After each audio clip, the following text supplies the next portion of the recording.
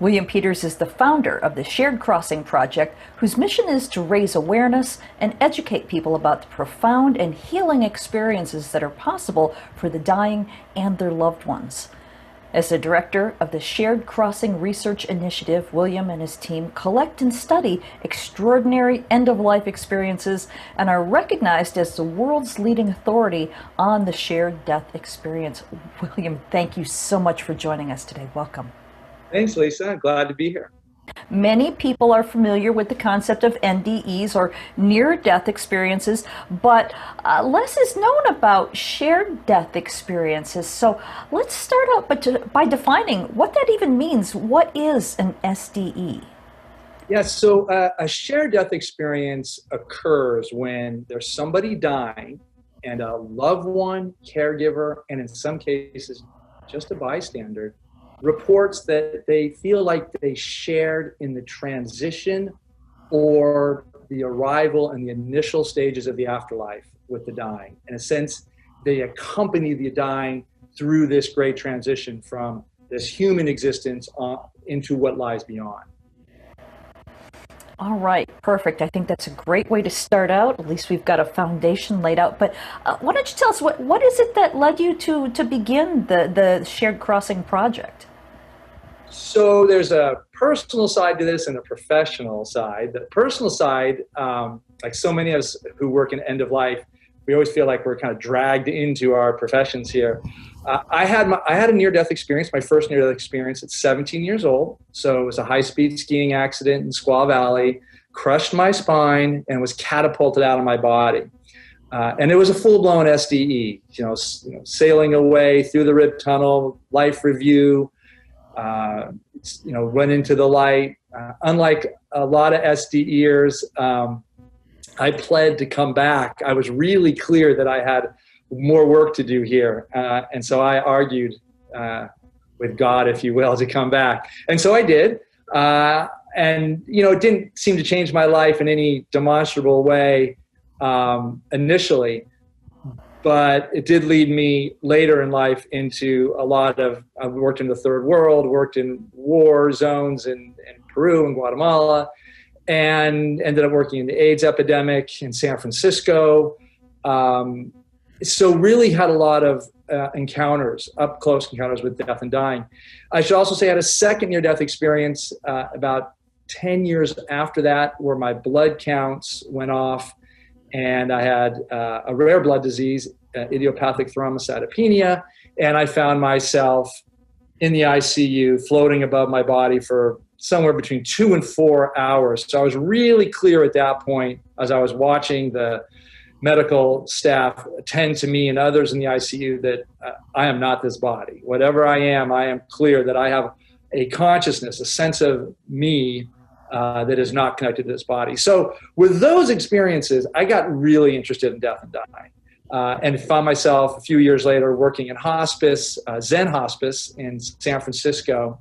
And it was there, as I attended to many, patients dying, that I saw all these phenomenal end-of-life experiences with pre-death dreams and visions, and these things called terminal lucidity. People like coming into full vitality just as they're about to die.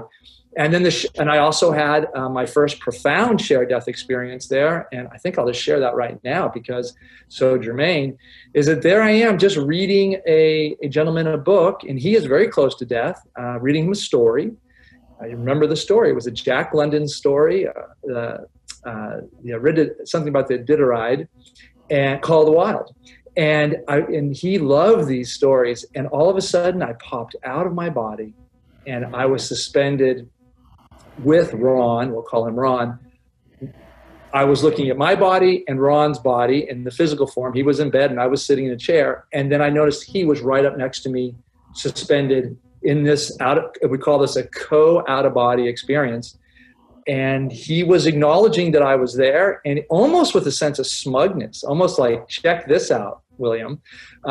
So with that was my kind of initiation into shared death experiences, although I didn't know what they were. There was no term for them at this point. So going into the professional side of it, I worked as a psychotherapist, and increasingly my work was gravitating towards end of life, helping people prepare for death and dying. I've worked with a lot of people with terminal illnesses, and I just saw immense amounts of suffering as people were dying and their loved ones were suffering, the helplessness, the hopelessness. Of course, on the flip side, there's the grief and bereavement for the surviving loved ones.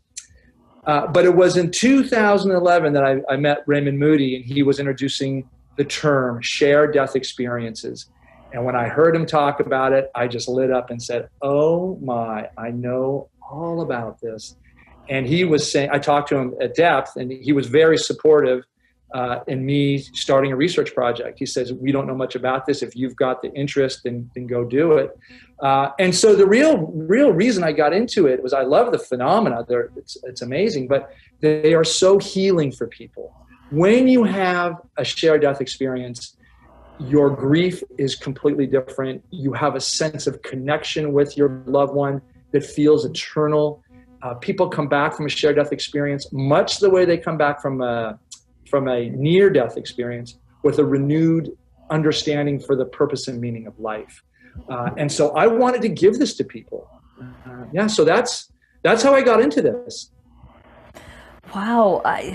You're blowing my mind here, because the things you're talking about are things that I've experienced, and I had no idea that this is what we're talking about. I just thought, Lisa's a little crazy.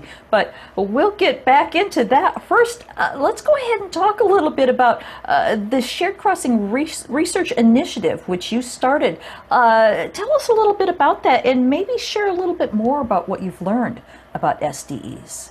We decided we really have to document this experience. We have to collect SDE accounts. We have to deeply interview people, and we have to understand how these different SDEs present. So we came up with the first typology. I should say, I had the typology back in 2013, 2014, but we needed to back it up with research, really test it. So I brought in a really spectacular researcher, Dr. Michael Kinsella, and he put up all the real rigorous research standards and processes. And so we had 165 accounts. That means 165 different accounts, but they came from 107 people. So right away, you realize something, and that's 41% of our SDE experiencers were having more than one. So that right away tells us something. It suggests, well, maybe someone has a proclivity to this, and we call this an experiencer prone. In other words, they have a capacity to have these, and so I'm one of these people. So I've had a number of these, so I know one when I see one. But this is something we'll talk about perhaps a little bit later. But the typologies we created, and this is what we learned, was that there are two basic types of SDEs. One happens at bedside, and this is what Raymond Moody's work, his book, In Glimpses of Eternity, his research there. All of them are bedside. But we realized there was another type of SDE, and it's a remote. That means it happens when you're not at the bedside of a loved one. Well, our research found that 64% were remotes, and 36% were bedside. So there's something there that's like, that just really kind of turned the field upside down a bit, because while people knew about these experiences, researchers had seen these experiences, they had never really made the correlation that they're more often occur remotely. We also have a subset of the remote, we call it a flyby. And that's a very brief, fleeting visit. The experiencer says, I was just, waking up in the morning, or I was just doing the dishes, or I was driving, and this loved one came to me, appeared, let me know that he or she was okay, and then left.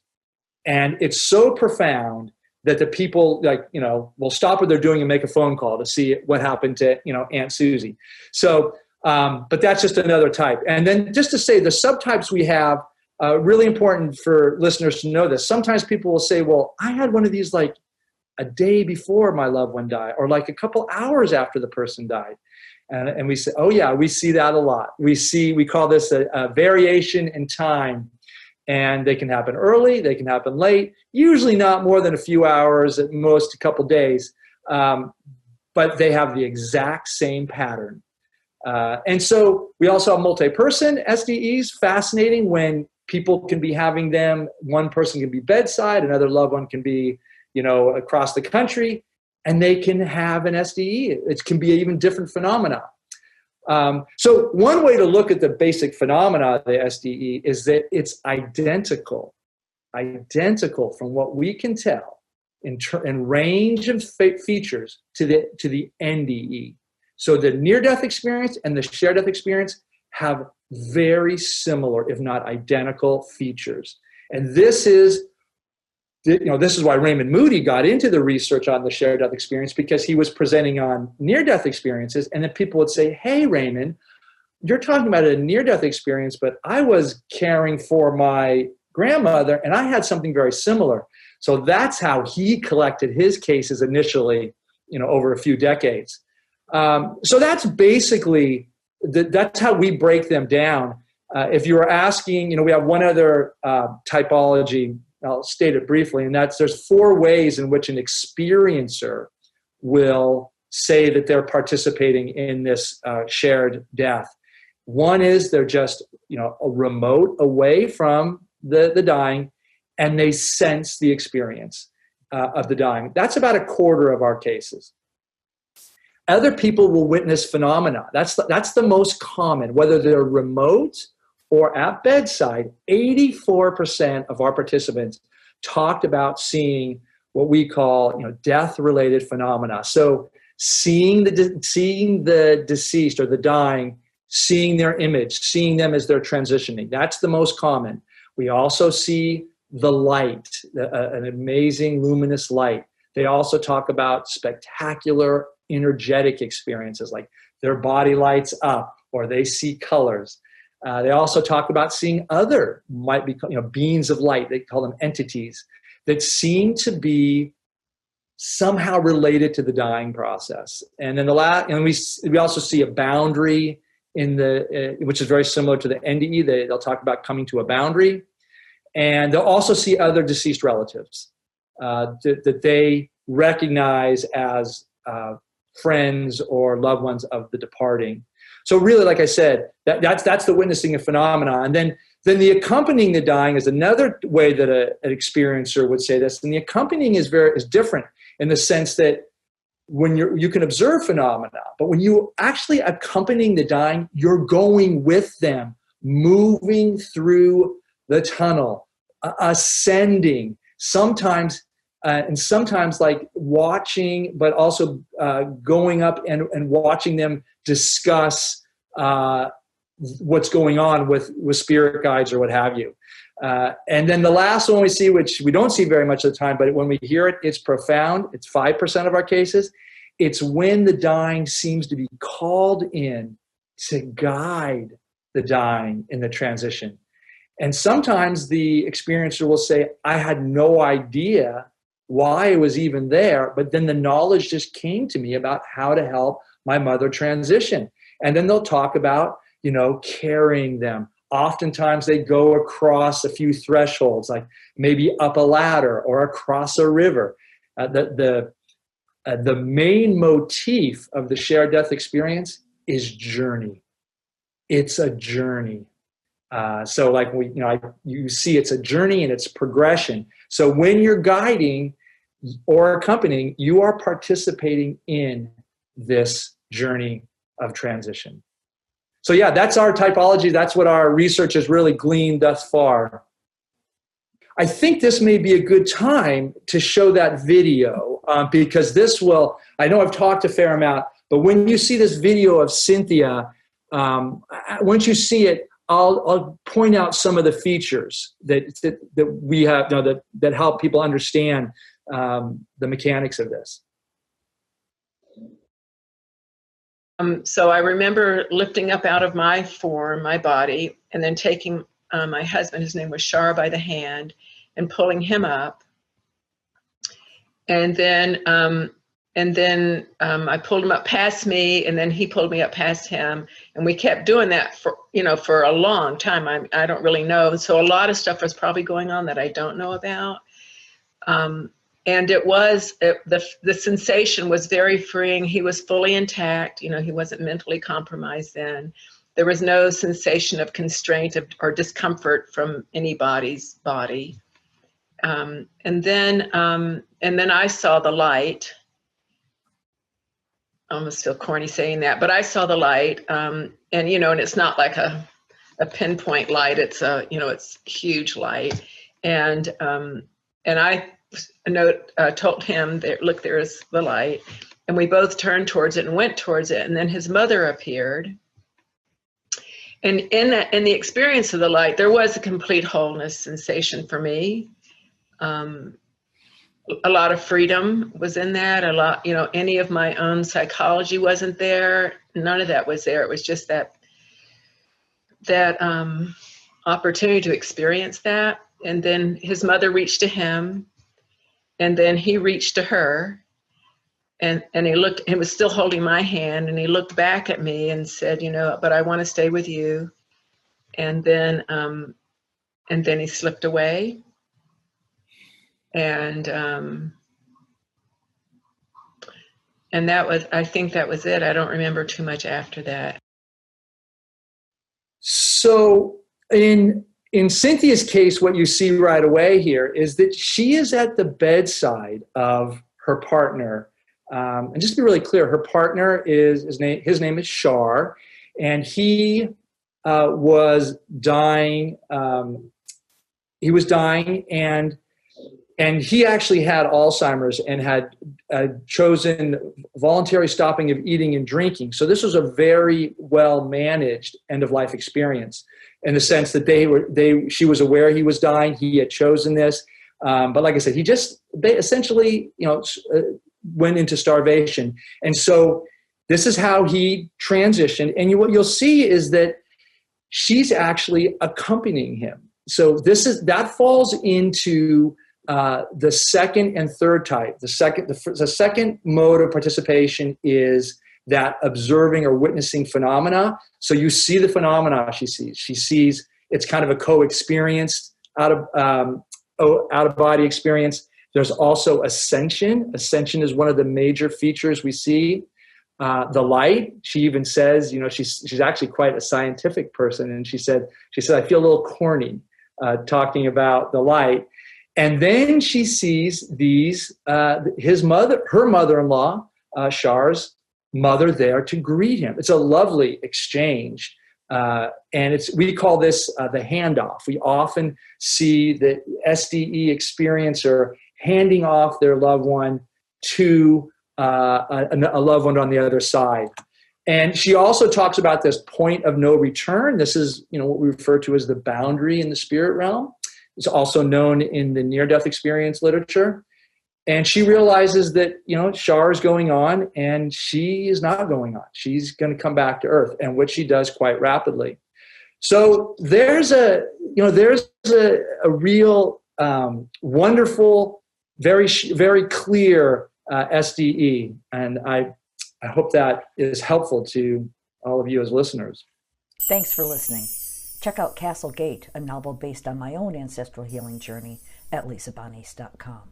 In 1921, 4 men set off from Scotland to the United States. Will Garrock, his brother Pete, his son Willie, and his nephew Thomas, all coal miners.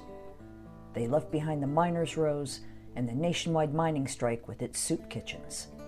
Their destination was Castlegate, Utah, where they had kin to welcome them before sending for their wives and children. They prospered in America, working in one of the finest mines in Utah. Until that tragic day, March 8th, 1924. Disaster struck. 3 explosions, trapping 171 men inside. Rescue crews worked tirelessly for days, but sadly, they could not save a soul. Women were widowed and children were orphaned, and some never recovered from their broken hearts. Castlegate is the true and tragic saga of a Scottish family whose dreams of finding their fortunes in the bountiful coal mines of Castlegate, Utah during the Prohibition era explode in one of the most devastating mine disasters in American history. Learn more at lisabonis.com.